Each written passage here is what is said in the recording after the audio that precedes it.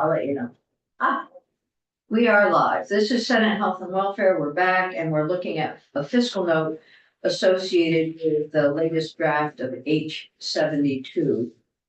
And maybe there might be some changes that have to be made in the draft in terms of the numbers. So Nolan, why don't you walk us through what you have? Sure. And for the record, Noel Langwell, Joint Fiscal Office. And does Kiki have this? Yep. Okay, good. And we probably need to get it. All right. I think you can see it, we squint. I can load up a little bit more. Okay. Oh, So what I've tried to do here is modify the sheet. So you have what sort of current, the top is fiscal year 24 and Act 22. And then below that, you'll see there's the GovRec for fiscal year 25. And then you have the House proposal. And then there's this, it's called scenario one. So what I tried to do here in addition to the House version was I kept the naloxone in the evidence-based fund. The overdose prevention center is now at 1.1 million. Added 350,000 for syringes to the 1.1 the House did, and the bottom line is $27,000.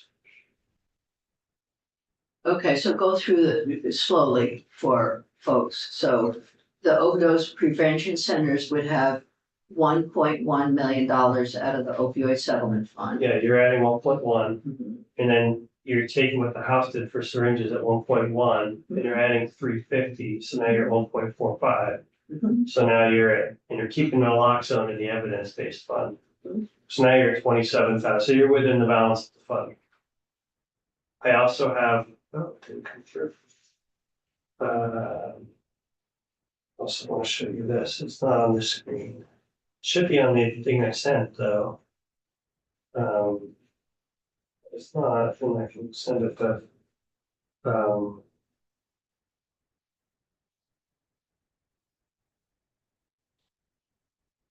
so.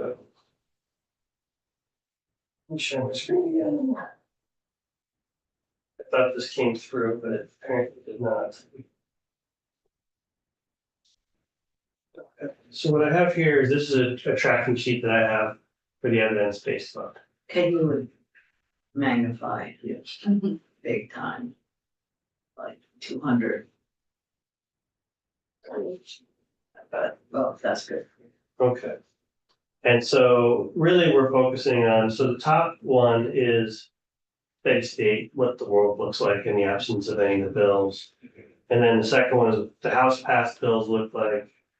And then really what this one is this encompasses both S98, because that's since you passed it, I've assumed that you passed it, and then your changes, adding the keeping the naloxone into the evidence-based fund. If you look at the last line, you can't see the heading's above, but basically that's the ending balance. So assuming that there are no changes or you don't know what the governor will propose, or on top of that, there could be revenues could be higher than what we're projecting.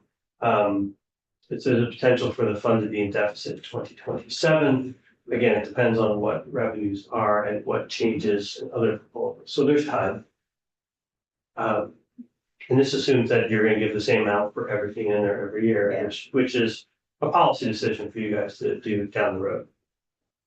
It also assumes level revenues. That's what I'm saying, yes. Yeah, Which may not happen. revenues Right. have been increasing. Probably go up.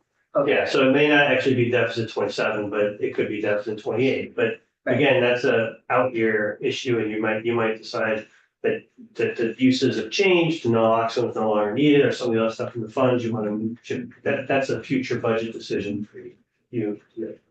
Okay, so, okay, so this is with consideration for both S98 and then what you have listed then for H 72. Yeah. Okay. So that's all I wanted to share with you, because they're lanes now that Yeah, the House moved it over. So that's all. So I can put the other one back on if you want, or maybe you're good. But I think the point was to be able to show what you're proposing. Just trying to show what you're proposing on the bottom line of the opioid fund. So this proposal puts it, you're still within bounds. Right, still in the fund. Senator Brewer, you had a question? Just a general question, I don't want to slow things down, but around the opioid settlement fund, is there a date by which funds need to be drawn down out of that, or used out of that fund, or does it stay forever? Okay. It's not, there may be a date in the far future, but the fund is like a 20-year fund, we're in year 2. The guidelines don't indicate any encumbrance or need to have expenditure by a date certain. Okay, thank you. As it came into the AG's office. And that's my recollection, unless it's changed. Oh. So all right. sorry I took all that time to just do this 2 seconds. Well, no, but A lot of it's numbers. important that it's accurate, and it's Yeah. important for us to be able to look at it. So here, my suggestion then is, if this fits with the committee's interest, and I think it does, I think it would be helpful. It will help to expand distribution of syringes in a way they haven't been before. And it will allow, for the current programs to go ahead. If we could have, Michelle, if you can work with Nolan and integrate the numbers and for that, the bill, and bring us back a clean draft. Mhm. Would be 2 point something, whatever. 3.1. It'd be 3.1, yay, okay, not too bad. The number before the decimal is when clients are publicly discussing a draft and tell us to change things. Oh, The number behind the decimal is because oftentimes we do many drafts uh-huh, in the interim before you publicly, go over drafts. So that's so that if I send one to Nolan and then I send a different one to Taylor, like that kind of stuff, just, so FYI, so. so this is 3.1. So the next one will be 3.1, right? And I've already, taken out the highlighting. I changed the date from August 15th to September 15th. Removed the language on the approval, from the vote, city council, but it has the grant has to be approved by city council. And then I just need to change the numbers, and I'm just waiting to hear back from Katie or Jen about the CO.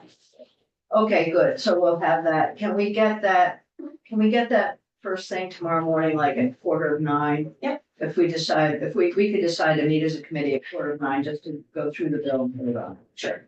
Okay, let's do that. It's only one number that changes. Oh, in this? Yeah, it's only Okay. one number. The We need to make sure that we have Nolan's final draft up on our webpage and that we have the numbers accurately embedded into the bill. Yeah, do it. Thank you. That's great work. Thank you very much.